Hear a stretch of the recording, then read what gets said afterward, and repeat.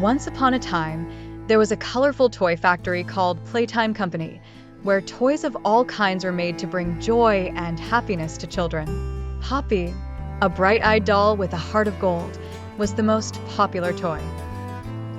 She could talk, sing, and even laugh like a real friend. But one day, the factory became silent, and the machine stopped whirring. All the toys were forgotten, left alone in the dark.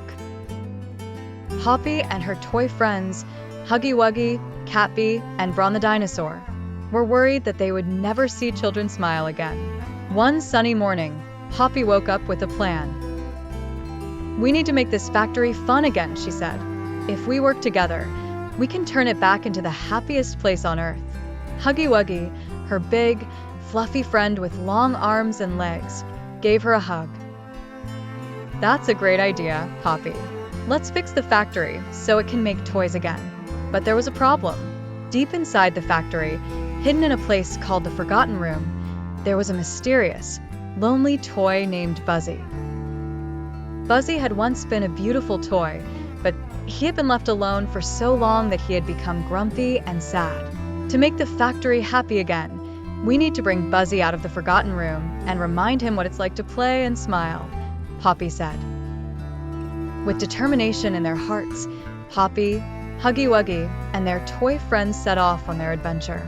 The factory was full of colorful rooms with fun challenges. First, they had to cross the Ball Pit River, where giant bouncy balls floated like boats.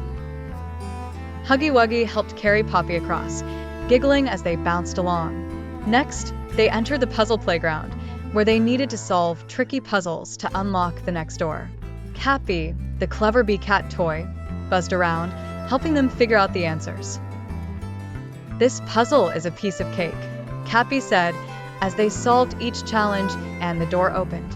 Finally, they reached the Forgotten Room, where Buzzy the toy was sitting in the corner, surrounded by old, dusty shelves. He looked sad and lonely, with his tiny wings drooping. "Buzzy," Poppy said kindly, "we've come to invite you back to the fun. The factory is going to be full of laughter again, but we need you to help." Buzzy frowned. "Why should I help? No one has played with me in so long. I've forgotten what fun even feels like." Huggy Wuggy sat beside him, patting his shoulder. "We haven't forgotten you, Buzzy, and we need you to help us bring joy back to the factory. Come play with us."